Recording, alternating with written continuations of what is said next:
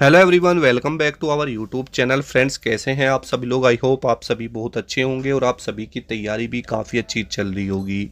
जी हाँ दोस्तों, रेलवे के जितने भी रिकॉर्ड है ना वो सारे टूट चुके हैं। जी हाँ, आपने बिल्कुल सही सुना। यानी जो सोचा नहीं था ना वो भी यहाँ पर देखना पड़ रहा है। दोस्तों देखो, अगर आप भी रेलवे की तैयारी कर रहे हैं और रेलवे में नौकरी लेना चाहते हैं तो ये वीडियो आप सभी के लिए बहुत ज़्यादा इम्पोर्टेंट रहेगी।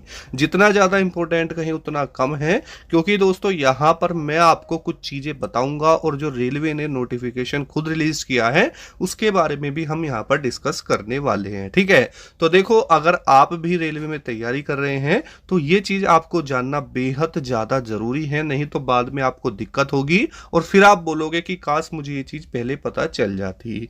फाइनली दोस्तों, 2025 का ये साल बहुत ही अच्छा है, क्योंकि यहाँ पर रेलवे में काफी अच्छी अच्छी नई नई वैकेंसीज देखने के लिए मिल रही हैं।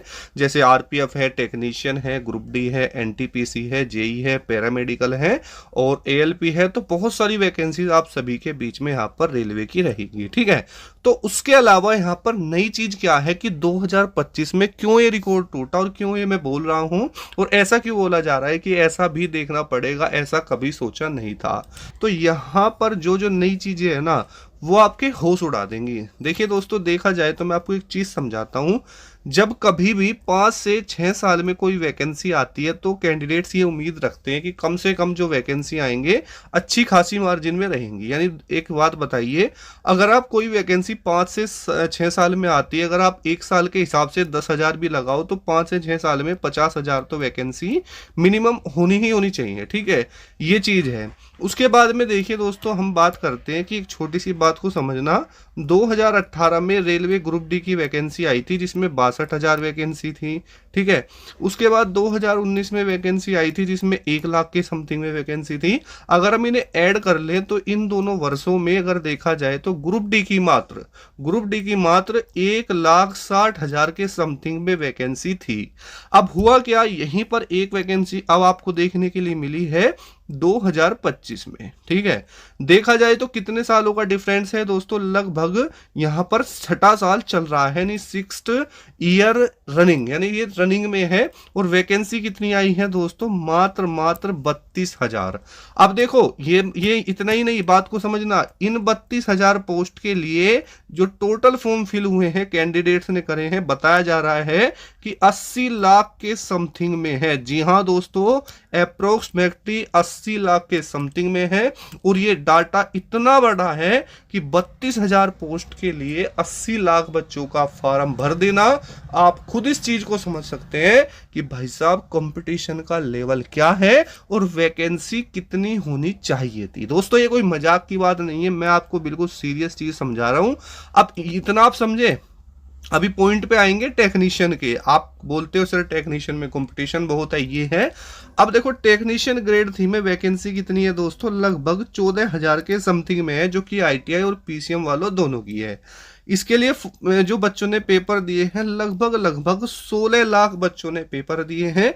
तो आप पहले तो ये डाटा देखिए और उसके बाद ये डाटा देखो, तो आपको ये आभास होगा कि मेरे भाई इससे ज्यादा कंपटीशन तो ग्रुप डी में है, बिल्कुल है। अब देखो, जितने भी साथी टेक्नीशियन वाले हैं उनके मन में एक बहुत गहरी चीज बैठी हुई है कि सर इस बार की जो कट ऑफ जाएगी वो काफी हाई जाएगी। क्या जाएगी? काफी हाई कट ऑफ यहाँ पर जाएगी। दोस्तों मैं आपको बताऊं, ऐसा भी बिल्कुल नहीं किया जा सकता। जिसने भी आपको बताया है ये सिर्फ दोस्तों प्रिडिक्शन होते हैं। हम भी अपनी बात करें तो हम भी आपको प्रिडिक्शन ही बताते हैं, कोई आपको रियल तो बता नहीं देते कि एग्जैक्ट ऐसा ही होगा।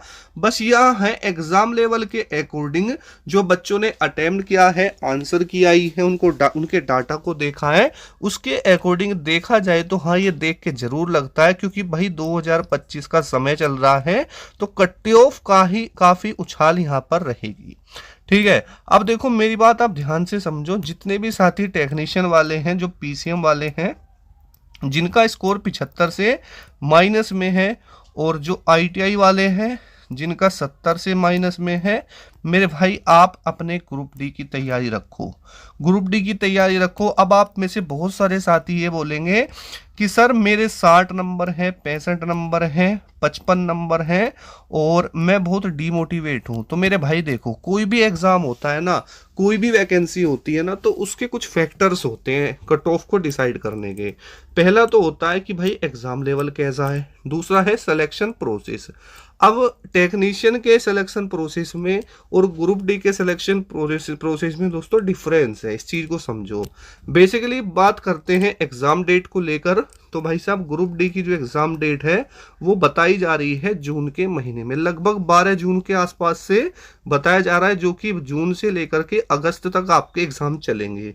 भाई साहब मार्च का महीना चल रहा है, यानी अप्रैल और मई, लगभग 2 से ढाई महीने का समय अभी आपके पास में है।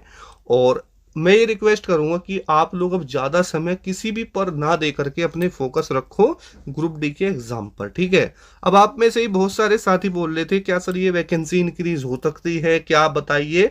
तो भाई इसको लेकर अभी कोई अपडेट नहीं आएगी तो आपको जरूर बताएंगे। तो मिलते हैं दोस्तों नेक्स्ट वीडियो में। जय हिंद, वंदे।